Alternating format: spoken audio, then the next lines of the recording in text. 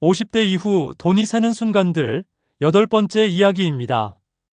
오늘의 주제는 집은 있는데 생활비가 없는 60대의 현실입니다. 많은 사람들이 노후를 준비하면서 가장 먼저 생각하는 것이 있습니다. 그래도 집 한 채는 있어야지. 내 집만 있으면 노후는 괜찮겠지. 전세 걱정이나 월세 걱정 없이 살 수 있으면 성공한 거지. 자녀에게 손 벌리지 않으려면 집이라도 지켜야지. 이렇게 생각합니다.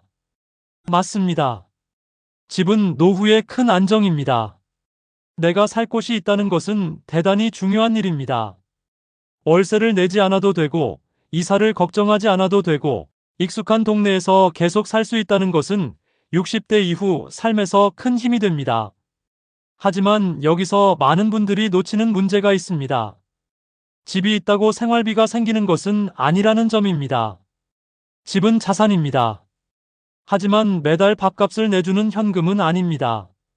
집은 든든한 울타리일 수 있지만 병원비와 관리비와 식비를 매달 대신 내주지는 않습니다.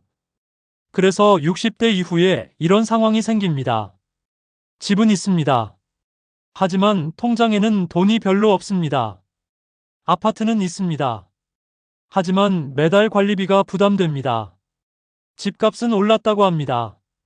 하지만 당장 쓸 생활비는 부족합니다. 자산가처럼 보입니다. 하지만 실제 생활은 빠듯합니다. 이것이 바로 하우스 푸어형 노후입니다.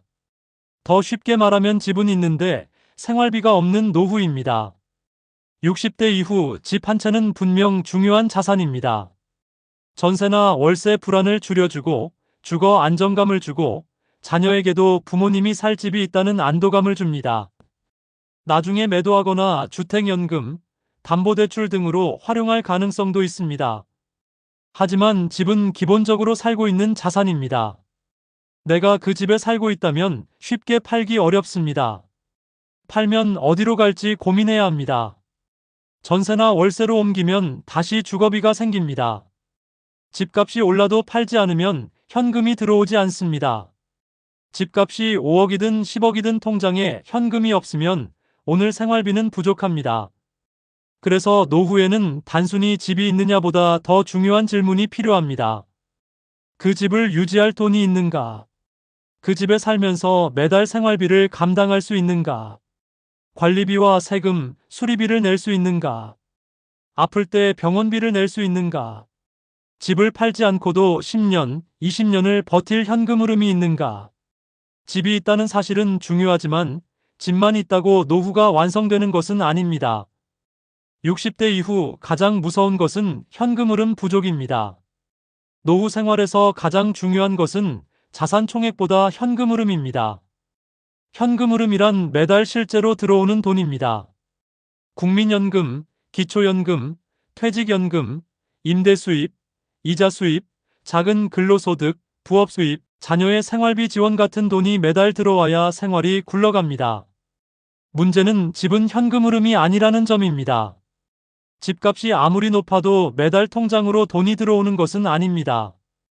반대로 집을 유지하기 위해 돈이 나갑니다. 관리비가 나가고 재산세가 나가고 수리비가 나갑니다. 전기요금, 수도요금, 난방비도 나갑니다. 오래된 아파트라면 배관, 창호, 보일러, 도배, 장판 비용도 생깁니다. 즉 집은 자산이지만 동시에 비용도 만드는 자산입니다. 현금 흐름이 충분한 사람에게 집은 안정입니다. 하지만 현금 흐름이 부족한 사람에게 집은 부담이 될 수 있습니다. 많은 분들이 이렇게 말합니다. 우리 집이 그래도 몇 억은 해. 이 동네 집값이 많이 올랐어. 자산으로 보면. 나는 그렇게 가난한 사람이 아니야. 나중에 집 팔면 되지. 이렇게 말합니다. 이 말이 틀린 것은 아닙니다. 하지만 문제는 집값과 생활비는 다르다는 점입니다. 집값은 장부상 자산입니다. 생활비는 매달 필요한 현금입니다. 집값이 올라서 기분은 좋을 수 있습니다. 하지만 마트에서 장 볼 때 집값으로 계산할 수는 없습니다. 병원비를 낼 때 아파트 시세로 결제할 수는 없습니다. 관리비 고지서는 집값이 올랐다고 줄어들지 않습니다. 오히려 집값이 오르면 세금이나 건강보험료, 복지 자격과 관련해 부담이 생길 수도 있습니다. 그래서 노후에는 내 집값이 얼마인가 보다 내 통장에 매달 얼마가 들어오는가를 봐야 합니다. 내 자산이 얼마인가 보다 내가 매달 얼마를 쓸 수 있는가를 봐야 합니다. 내가 몇 억짜리 집에 사는가 보다 그 집에 살면서 현금이 얼마나 남는가를 봐야 합니다. 노후의 체감 생활은 집값이 아니라 현금 흐름이 결정합니다. 집은 있지만 생활비가 부족해지는 이유는 여러 가지입니다. 첫째, 퇴직 후 월급이 끊깁니다. 현역 시절에는 매달 월급이 들어왔습니다. 관리비도 내고 보험료도 내고 병원비도 내고 자녀도 도왔습니다. 하지만 퇴직 후에는 월급이 사라집니다. 그때부터 집을 유지하는 모든 비용이 연금과 예금에서 빠져나갑니다. 둘째, 국민연금만으로 생활비가 부족할 수 있습니다. 국민연금이 매달 들어오더라도 충분하지 않을 수 있습니다. 식비, 관리비, 통신비, 병원비, 경조사비, 보험료를 내고 나면 남는 돈이 적습니다. 셋째, 관리비와 공공요금이 계속 오릅니다. 특히 아파트에 사는 분들은 관리비 부담이 큽니다. 겨울 난방비, 여름 전기요금, 장기 수선 충당금, 경비비, 청소비가 모두 부담이 됩니다. 넷째, 병원비와 약값이 늘어납니다. 60대 이후에는 건강관리에 돈이 들어갑니다. 정기검진, 약값, 치과치료, 관절치료, 눈수술, 도수치료, 간병비까지 생각하면 지출은 점점 늘어납니다. 다섯째, 자녀 지원이 끝나지 않은 경우도 많습니다. 자녀 결혼, 전세자금, 손주 양육비, 학원비, 자녀 사업자금 때문에 부모가 계속 도와주는 경우가 있습니다. 하지만 은퇴 후 자녀를 도우면 내 생활비는 더 빠르게 줄어듭니다. 여섯째, 집을 팔기 어렵습니다. 생활비가 부족해도 집을 팔기는 쉽지 않습니다. 오랫동안 산 집이라 정이 들었고 동네를 떠나기 싫고 작은 집으로 옮겨도 비용이 듭니다. 자녀들이 반대하기도 하고 집을 팔면 다시 살 곳이 걱정됩니다. 결국 집은 있지만 현금은 부족한 상태가 됩니다. 집이 있는 분들이 가장 먼저 체감하는 부담은 관리비입니다. 관리비는 매달 나갑니다. 한 번도 빠지지 않습니다. 집에 있든 없든 나갑니다. 아껴 써도 기본 관리비는 줄이기 어렵습니다. 특히 은퇴 후에는 집에 있는 시간이 늘어납니다. 전기 사용이 늘고 난방비가 늘고 수도 사용량도 늘 수 있습니다. 엘리베이터, 경비, 청소, 공동관리비는 계속 부과됩니다. 현역 시절에는 월급에서 관리비를 내면 됐습니다. 하지만 은퇴 후에는 연금에서 내야 합니다. 예를 들어 국민연금이 월 100만 원인데 관리비가 30만 원 나오면 시작부터 30%가 사라집니다. 여기에 통신비, 보험료, 약값, 식비를 더하면 실제로 쓸 수 있는 돈은 크게 줄어듭니다. 집이 있어도 관리비를 못 내면 생활은 불안해집니다. 노후에는 집값보다 관리비가 더 현실적인 숫자입니다. 오래된 집은 수리비도 시작됩니다. 60대 이후 집을 가지고 있는 분들이 자주 놓치는 지출이 바로 수리비입니다. 집은 시간이 지나면 고장이 납니다. 보일러가 고장나고 수도관이 새고 화장실이 낡고 창호가 오래됩니다. 도배와 장판이 들뜨고 싱크대가 망가지고 전기 배선이나 누수 문제가 생길 수 있습니다. 이런 지출은 한 번에 수십만 원, 수백만 원이 들어갈 수 있습니다. 문제는 수리비가 예고 없이 온다는 점입니다. 이번 달 생활비도 빠듯한데 보일러가 고장납니다. 병원비가 나간 달에 누수가 생깁니다. 명절 앞두고 창호 문제가 생깁니다. 집은 자산이지만 오래된 집은 계속 돈을 요구합니다. 따라서 노후에는 집수리비 통장이 따로 있어야 합니다. 집을 가지고 있다면 최소한 몇백만 원 정도는 집수리 비상금으로 생각해야 합니다. 집이 있으면 세금도 있습니다. 재산세가 나갑니다. 주택 가격과 보유 상황에 따라 종합부동산세 문제가 생길 수도 있습니다. 또 은퇴 후 지역가입자가 되면 재산과 소득이 건강보험료에 영향을 줄 수 있습니다. 많은 분들이 이렇게 말합니다. 나는 소득이 없는데 왜 부담이 생기지? 집 한 채뿐인데. 왜 이렇게 계산되지? 현금은 없는데 재산이 있다고 보는 건가? 이렇게 말합니다. 이 지점이 바로 집 있는 은퇴자의 어려움입니다. 현금은 부족하고 월급은 없는데 집이 있기 때문에 재산으로 잡힙니다. 복지제도나 보험료 산정에서도 집은 영향을 줄 수 있습니다. 기초연금이나 각종 지원을 받을 때도 재산이 고려될 수 있습니다. 따라서 집 한 채를 보유한 은퇴자는 내 집이 있으니 괜찮다고만 생각하지 말고 그 집이 세금과 건강보험료, 복지 자격에 어떤 영향을 주는지도 확인해야 합니다. 생활비가 부족하면 가장 단순한 답은 집을 파는 것입니다. 하지만 현실은 그렇게 간단하지 않습니다. 집을 팔면 당장 큰 돈이 생길 수 있습니다. 하지만 동시에 살 곳을 다시 정해야 합니다. 더 작은 집으로 갈 것인지, 전세로 갈 것인지, 월세로 갈 것인지, 자녀 근처로 갈 것인지, 지방으로 갈 것인지, 익숙한 동네를 떠날 수 있는지 고민해야 합니다. 집을 팔고 작은 집으로 옮기는 것을 다운사이징이라고 합니다. 이론적으로는 좋은 방법입니다. 큰 집을 팔고 작은 집으로 가면 차액을 생활비로 쓸 수 있습니다. 하지만 현실에서는 쉽지 않습니다. 이사비가 들고 취득세와 중개수수료 같은 거래 비용이 듭니다. 작은 집도 생각보다 비쌀 수 있습니다. 자녀들이 반대할 수 있고 부부 중 한 사람이 원하지 않을 수도 있습니다. 동네를 옮기면 병원, 친구, 시장, 교회, 복지관 같은 생활권이 바뀝니다. 그래서 집을 팔아 생활비를 만든다는 것은 단순한 금융 결정이 아니라 생활 전체를 바꾸는 결정입니다. 집은 있는데 생활비가 부족한 분들에게 자주 언급되는 제도가 주택연금입니다. 주택연금은 살고 있는 집을 담보로 맡기고 그 집에 계속 살면서 매달 연금 형태로 돈을 받는 방식입니다. 장점이 있습니다. 집을 팔지 않고도 현금 흐름을 만들 수 있습니다. 익숙한 집에 계속 살 수 있습니다. 매달 일정한 돈이 들어와 생활비에 도움이 됩니다. 자녀에게 손 벌리는 부담을 줄일 수 있습니다. 하지만 주택연금도 모든 사람에게 정답은 아닙니다. 가입 조건을 확인해야 합니다. 월 수령액이 충분한지 봐야 합니다. 부부 중 한 사람이 사망했을 때 구조도 이해해야 합니다. 자녀 상속 계획과도 연결됩니다. 집가, 나이, 주택 종류, 대출 유무에 따라 조건이 달라질 수 있습니다. 내 집을 담보로 맡긴다는 느낌이 부담스러울 수 있고 자녀들이 나중에 집을 상속받지 못한다고 반대할 수도 있습니다. 부부 사이에서도 의견이 다를 수 있습니다. 하지만 중요한 것은 이것입니다. 상속보다 먼저 살아있는 부모님의 생활이 중요합니다. 자녀에게 집을 남기는 것도 의미가 있지만 부모님이 생활비가 없어 힘들게 사는 것은 더 큰 문제입니다.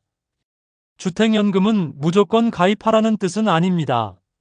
하지만 집은 있는데 생활비가 부족하다면 검토할 만한 선택지입니다. 많은 부모님들이 집을 끝까지 지키려는 이유 중 하나는 자녀입니다. 이 집은 나중에 자식들에게 남겨줘야지 내가 고생해서 마련한 집인데 자녀에게 물려주고 싶다. 집이라도 남겨야 부모 노릇한 것 같지. 자녀들이 힘든데 나중에 도움이 되겠지. 이렇게 생각합니다. 그 마음은 이해됩니다. 하지만 문제는 부모님의 현재 생활이 무너지는 경우입니다. 생활비가 부족해서 병원비를 아끼고 난방비가 무서워. 추워도 참고 먹는 것을 줄이고 필요한 치료를 미룹니다. 집은 지키지만 삶의 질은 떨어집니다. 상속은 부모님이 돌아가신 뒤의 문제입니다. 하지만 생활비는 오늘의 문제입니다. 부모가 살아있는 동안 너무 힘들게 살면서까지 집을 지켜야 하는지 생각해야 합니다. 자녀에게 남겨주는 것보다 중요한 것은 부모님이 품위 있게 사는 것입니다. 자녀를 위해 집을 지키는 마음이 오히려 자녀에게 부담이 될 수도 있습니다. 노후의 집은 상속 재산이기 전에 생활 자산입니다. 집은 있는데 생활비가 부족하다면 무조건 팔거나 무조건 버티는 것만 답은 아닙니다. 여러 가지 선택지를 검토할 수 있습니다. 먼저 지출 구조를 줄여야 합니다. 관리비, 통신비, 보험료, 자동차 유지비, 구독료를 점검해야 합니다. 집을 팔기 전에 새는 돈부터 막아야 합니다. 다운사이징도 검토할 수 있습니다. 큰 집에서 작은 집으로 옮겨 차액을 생활비로 만들 수 있습니다. 단, 이사비와 거래비용, 생활권 변화까지 계산해야 합니다. 주택연금도 검토할 수 있습니다. 집을 팔지 않고 매달 현금 흐름을 만들 수 있는 방법입니다. 조건과 장단점을 꼼꼼히 확인해야 합니다. 일부 임대 가능성도 볼 수 있습니다. 단독주택이나 다가구, 여유 공간이 있는 경우 일부 공간을 임대할 수도 있습니다. 다만 세금, 안전, 사생활 문제를 함께 봐야 합니다. 자녀와 생활비 협의도 필요합니다. 집을 무조건 상속으로만 생각하지 말고 부모님 생활비를 어떻게 만들 것인지 가족이 함께 논의해야 합니다. 또 집을 팔기 어렵다면 생활비 일부를 보탤 수 있는 작은 일, 파트타임, 공공일자리, 재취업, 온라인 부업도 검토할 수 있습니다. 집이 있는 60대라면 감정이 아니라 숫자로 점검해야 합니다. 첫째, 한 달 총 생활비는 얼마인지 적어야 합니다. 식비, 관리비, 통신비, 보험료, 병원비, 약값, 경조사비까지 계산해야 합니다. 둘째, 매달 확정적으로 들어오는 돈은 얼마인지 봐야 합니다. 국민연금, 기초연금, 퇴직연금, 이자, 임대수입, 근로소득을 모두 계산해야 합니다. 셋째, 부족한 금액은 얼마인지 알아야 합니다. 매달 30만 원이 부족한지, 100만 원이 부족한지, 200만 원이 부족한지에 따라 전략이 달라집니다. 넷째, 예금은 몇 년 버틸 수 있는지 계산해야 합니다. 현재 예금에서 매달 부족분을 빼면 몇 년 후 바닥나는지 봐야 합니다. 다섯째, 집 유지비는 얼마인지 계산해야 합니다. 관리비, 재산세, 수리비, 보험료, 대출이자까지 포함해야 합니다. 여섯째, 집을 활용할 수 있는 선택지는 무엇인지 봐야 합니다. 매도, 다운사이징, 주택연금, 일부 임대, 자녀와의 협의 등을 검토해야 합니다. 일곱째, 병원비와 간병비 비상금이 있는지 확인해야 합니다. 생활비만 계산하면 안 됩니다. 노후에는 의료비와 간병비가 큰 변수가 됩니다. 이 숫자를 알아야 막연한 불안이 줄어듭니다. 집은 있는데 생활비가 부족한 분들이 자주 하는 말이 있습니다. 정 안 되면 나중에 팔면 되지라는 말입니다. 하지만 이 말은 조심해야 합니다. 집을 팔아야 할 때 시장이 좋다는 보장은 없습니다. 집값이 떨어질 수도 있고 매수자가 없을 수도 있고 급하게 팔면 제값을 받기 어렵습니다. 부부 중 한 사람이 건강이 나빠지면 이사 결정이 더 어려워집니다. 치매나 인지 저하가 생기면 매매 절차 자체가 복잡해질 수 있습니다. 그래서 집 활용 계획은 미리 세워야 합니다. 정말 어려워진 뒤에 결정하면 선택지가 줄어듭니다. 건강할 때, 판단력이 있을 때, 가족과 대화할 수 있을 때 계획해야 합니다. 집은 가장 큰 자산이지만 가장 늦게 움직이는 자산이기도 합니다. 늦게 움직일수록 손해가 커질 수 있습니다. 집 한 채를 가진 60대가 생활비 부족을 막기 위해 해야 할 일이 있습니다. 집값보다 월 현금 흐름을 먼저 봐야 합니다. 관리비와 고정비를 줄여야 합니다. 보험료를 점검해야 합니다. 자동차 유지비를 줄일 수 있는지 봐야 합니다. 집수리비와 의료비 비상금을 따로 둬야 합니다. 자녀 지원을 무리하게 하지 말아야 합니다. 주택연금과 다운사이징을 미리 검토해야 합니다. 집을 상속재산이 아니라 생활자산으로 봐야 합니다. 가족과 돈 이야기를 미리 해야 합니다. 매년 한 번은 노후 현금 흐름표를 다시 작성해야 합니다. 마무리하겠습니다. 집은 중요합니다. 60대 이후 내 집이 있다는 것은 큰 안정입니다. 하지만 집이 있다고 생활비 문제가 자동으로 해결되는 것은 아닙니다. 집은 자산입니다. 하지만 현금 흐름은 아닙니다. 집은 살 곳을 제공하지만 매달 식비와 병원비와 관리비를 대신 내주지는 않습니다. 그래서 집은 있는데 생활비가 없는 노후가 생깁니다. 오늘의 핵심은 이것입니다. 집값보다 중요한 것은 매달 들어오는 돈입니다. 집은 자산이지만 동시에 관리비, 세금, 수리비를 만드는 비용 자산이기도 합니다. 집을 끝까지 지키는 것보다 부모님의 현재 생활이 더 중요할 수 있습니다. 주택연금, 다운사이징, 일부 임대, 지출 구조 조정 같은 선택지를 미리 검토해야 합니다. 집은 상속 재산이기 전에 노후 생활을 지키는 생활 자산입니다. 집이 있는 분들은 오늘 한번 계산해 보시기 바랍니다.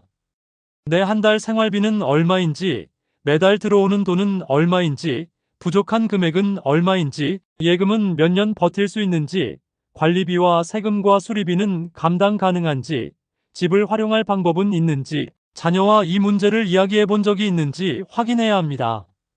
노후 돈 관리는 큰 자산을 갖는 것보다 그 자산을 어떻게 생활비로 연결할지 아는 데서 시작됩니다. 집은 노후의 전부가 아닙니다. 집은 노후를 지키기 위한 도구입니다. 그 도구를 어떻게 활용하느냐에 따라 60대 이후의 생활은 완전히 달라질 수 있습니다. 이 내용이 도움이 되셨다면 좋아요와 구독 눌러주세요. 좋아요와 구독은 다음 콘텐츠를 만드는데 많은 도움이 됩니다. 다음에는 더 좋은 내용으로 찾아뵙겠습니다. 시니어 라이프 가이드 굿뉴스 GNTV였습니다. 감사합니다.